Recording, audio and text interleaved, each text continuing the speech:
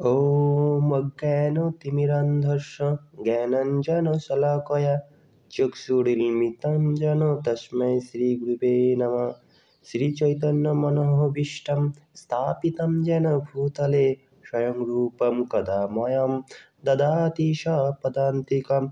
नमो विष्णुपादाय कृष्णप्रेष्ठाय भूतले श्रीमते भक्तिवेदान्तस्वामिनिति नामिने। नमस्ते सरस्वती देवी गौरवाणी प्रचारिणे निर्विशेष शून्यवादी पश्चात्देशतारिणे। वंशाकल्पतरुभ्यश्च कृपा सिन्धुभ्यो एव च पतितानां पावनेभ्यो वैष्णवेभ्यो नमो नमः। नमो महावदन्नाय कृष्णप्रेमप्रदायते कृष्णाय कृष्णचैतन्यनाम्ने गौरतीसे नमः। पञ्चतत्त्वात्मकं कृष्णं भक्तरूपस्वरूपकं भक्तावतारं भक्ताख्यं नमामि भक्तशक्तिकम्। हे कृष्ण करुणा सिन्धु दीनबन्धो जगत्पते गोपेषु गोपिकान्त राधाकान्त नमोऽस्तुते। तप्तकाञ्चन गौराङ्गी राधे वृन्दावनेश्वरी वृषभानुसुते देवी प्रणमामि हरिप्रिये। वृन्दावै तुलसीदेव्यै प्रिया वै केशवश्च विष्णुभक्तिप्रदेवी सत्यवती नमो नमः। नीलाचलनिवासाय निताय परमात्मने बलभद्र सुभद्राभ्यां जगन्नाथाय ते नमः। जय श्री कृष्ण चैतन्य प्रभु नित्यानंद श्री अद्वैत गदाधर श्रीवास आदि गौर भक्त वृंद। हरे कृष्ण कृष्ण कृष्ण हरे हरे, हरे राम राम राम हरे हरे। जय जय मंगलाचरण की जय। नारायणं नमस्कृतं नरं चैव नरोत्तमं देवीं सरस्वतीं व्यासं ततो जयमुदीरये। नष्टप्रायेषु अभद्रेषु नित्यं भागवत सेवया भागवतेरुत्तम श्लोके भक्तिर्भवति नैष्ठिके। मूकं करोति वाचालं पुंगं लङ्घयति गिरिं यत्कृपातमहं वन्दे परमानन्दमाधवं। श्रीगुरुनाथायं श्रीचैतन्यईश्वरं हरि ओं तत्सत्। ॐ नमो भगवते वासुदेवाय। ॐ नमो भगवते वासुदेवाय। ॐ नमो भगवते वासुदेवाय। হরে কৃষ্ণ। আপনারা থাম্বনেইল দেখেই বুঝতে পেরেছেন যে আলোচনার বিষয় কি আছে। শ্রীমদ্ভগবদ্গীতা যথাযথ যা কৃষ্ণ কৃপাশ্রী মূর্তি শ্রীল অবচরণারবিন্দ ভক্তি বেদান্ত স্বামী প্রভুপাদ আন্তর্জাতিক কৃষ্ণ ভাবনামৃত সংঘ ইসকন এর প্রতিষ্ঠাতা ও আচার্য।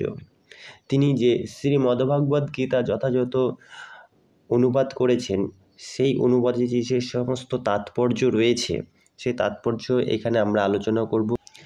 আজ আমরা পড়ব প্রথম অধ্যায় বিষাদযোগ। ধৃতরাষ্ট্র উবাচ ধর্মক্ষেত্রে কুরুক্ষেত্রে সমবেতাযুযুৎসবঃ মামকাঃ পাণ্ডবস্যৈব কিমকুর্বত সঞ্জয়। অনুবাদ। ধৃতরাষ্ট্র জিজ্ঞাসা করলেন, হে সঞ্জয়, ধর্মক্ষেত্রে যুদ্ধ করার মানুষে সমবেত হয়ে আমার পুত্র এবং পাণ্ডুর পুত্রেরা তারপর কি করল? তাৎপর্য। ভগবদ্গীতা হচ্ছে বহুজন পঠিত ভগবত তত্ত্ববিজ্ঞান, যার মর্ম গীতা মাহাত্ম্যে বর্ণিত হয়েছে। সেখানে বলা হয়েছে ভগবদ্গীতা পাঠ করতে হয় ভগবত তত্ত্বদর্শী কৃষ্ণ ভক্তের তত্ত্বাবধানে। ব্যক্তিগত দৃষ্টিভঙ্গির পরিপ্রেক্ষিতে গীতার বিশ্লেষণ করা কখনোই উচিত নয়। গীতার যথাযথ অর্থ উপলব্ধি করার দৃষ্টান্ত ভগবদ্গীতাই আমাদের সামনে তুলে ধরেছে অর্জুনের মাধ্যমে, যিনি স্বয়ং ভগবানের কাছ থেকে সরাসরিভাবে এই গীতার জ্ঞান লাভ করেছিলেন। অর্জুন ঠিক যেভাবে গীতার মর্ম উপলব্ধি করেছিলেন ঠিক সেই দৃষ্টিভঙ্গি ও মনোবৃত্তি নিয়ে সকলেরই গীতা পাঠ করা উচিত। তাহলেই গীতার যথাযথ মর্ম উপলব্ধি করা সম্ভব। সৌভাগ্যবশত যদি কেউ গুরু পরম্পরা সূত্রে ভগবদ্গীতার মনগড়া ব্যাখ্যা ব্যতীত যথাযথ অর্থ উপলব্ধি করতে পারেন, তবে তিনি সমস্ত বৈদিক জ্ঞান এবং পৃথিবীর সব রকম শাস্ত্রজ্ঞান আয়ত্ত করতে সক্ষম হন।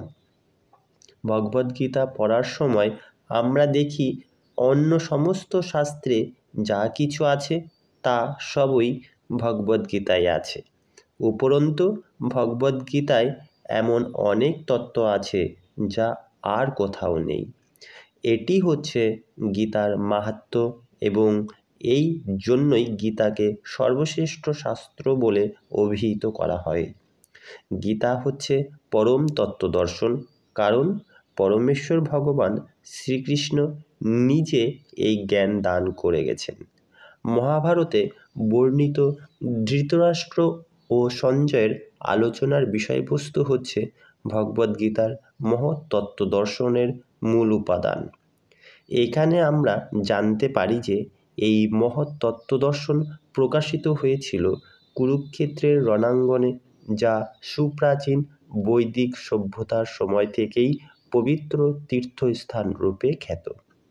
ভগবান যখন মানুষের উদ্ধারের জন্য এই পৃথিবীতে অবতরণ করেছিলেন, তখন এই পবিত্র তীর্থস্থান তিনি নিজে পরম তত্ত্ব সমন্বিত এই গীতা দান করেন। এই শ্লোকে ধর্মক্ষেত্র শব্দটি খুবই তাৎপর্যপূর্ণ, কারণ কুরুক্ষেত্রের যুদ্ধক্ষেত্রে ভগবান শ্রীকৃষ্ণ অর্জুন তথা পাণ্ডবদের পক্ষে ছিলেন। দুর্যোধন আদি কৌরবদের পিতা ধৃতরাষ্ট্র তার পুত্রদের বিজয় সম্ভাবনা সম্বন্ধে অত্যন্ত সন্দিগ্ধ হয়ে পড়েছিলেন। দ্বিধাগ্রস্ত চিত্তে তাই তিনি সঞ্জয়কে জিজ্ঞেস করেছিলেন, আমার পুত্র ও পাণ্ডুর পুত্রেরা তারপর কি করল? তিনি নিশ্চিত ছিলেন যে তার পুত্র ও পাণ্ডুপুত্রেরা কুরুক্ষেত্রের বিস্তীর্ণ ভূমিতে যুদ্ধ করবার জন্য সমবেত হয়েছিলেন, কিন্তু তবুও তার অনুসন্ধানটি ছিল তাৎপর্যপূর্ণ। তিনি চাননি যে পাণ্ডব ও কৌরবদের মধ্যে কোনো আপোষ মীমাংসা হোক, কিন্তু তিনি চেয়েছিলেন যুদ্ধে যে পাণ্ডব ও কৌরবদের মধ্যে কোনো আপোষ মীমাংসা হোক, কিন্তু তিনি চেয়েছিলেন যুদ্ধে তার পুত্রদের ভাগ্য সুনিশ্চিত হোক। তার কারণ হচ্ছে কুরুক্ষেত্রের পুণ্যতীর্থে এই যুদ্ধের আয়োজন হয়েছিল। বেদে বলা হয়েছে কুরুক্ষেত্র হচ্ছে অতি পবিত্র স্থান, যা দেবতারাও পূজা করে থাকেন। তাই ধৃতরাষ্ট্র এই যুদ্ধের ফলাফলের উপর এই পবিত্র স্থানের প্রভাব সম্বন্ধে শঙ্কাকুল হয়ে পড়েছিলেন। তিনি খুব ভালোভাবে জানতেন যে অর্জুন এবং পাণ্ডুর অন্যান্য পুত্রদের উপর এই পবিত্র স্থানের মঙ্গলময় প্রভাব সঞ্চারিত হবে, কারণ তারা সকলেই ছিলেন অত্যন্ত ধর্মপরায়ণ। সঞ্জয় ছিলেন ব্যাসদেবের শিষ্য, তাই ব্যাসদেবের আশীর্বাদে তিনি দিব্যচক্ষু প্রাপ্ত হন, যার ফলে তিনি ঘরে বসেও কুরুক্ষেত্রের সমস্ত ঘটনা দেখতে পাচ্ছিলেন। তাই ধৃতরাষ্ট্র তাকে যুদ্ধক্ষেত্রের পরিস্থিতি সম্পর্কে জিজ্ঞাসা করেন।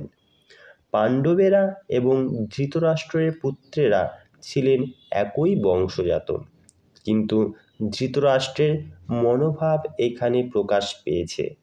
তিনি কেবল তার পুত্রদেরই কৌরব বলে গণ্য করে পাণ্ডুর পুত্রদের বংশগত উত্তরাধিকার থেকে বঞ্চিত করেছেন। এভাবে ভ্রাতুষ্পুত্র বা পাণ্ডুর পুত্রদের সঙ্গে সম্পর্কের মাধ্যমেই ধৃতরাষ্ট্রের বিশেষ দৃষ্টিভঙ্গি হৃদয়ঙ্গম করা যায়। ধান ক্ষেতে যেমন আগাছাগুলি তুলে ফেলে দেওয়া হয়, তেমনি ভগবদ্গীতার সূচনা থেকেই আমরা দেখতে পাচ্ছি কুরুক্ষেত্রের রণাঙ্গনে ধর্মের প্রবর্তক ভগবান স্বয়ং উপস্থিত থেকে ধৃতরাষ্ট্রের পাপিষ্ঠ পুত্রদের সমূলে উৎপাটিত করে ধার্মিক যুধিষ্ঠিরের নেতৃত্বে ধর্মপরায়ণ মাহাত্ম্যদের পুনঃ প্রতিষ্ঠা করার আয়োজন করেছেন। বৈদিক এবং ঐতিহাসিক গুরুত্ব ছাড়াও সমগ্র গীতার তত্ত্বদর্শনের পরিপ্রেক্ষিতে ধর্মক্ষেত্রে ও কুরুক্ষেত্রে এই শব্দ দুটি ব্যবহারের তাৎপর্য বুঝতে পারা যায়। হরে কৃষ্ণ।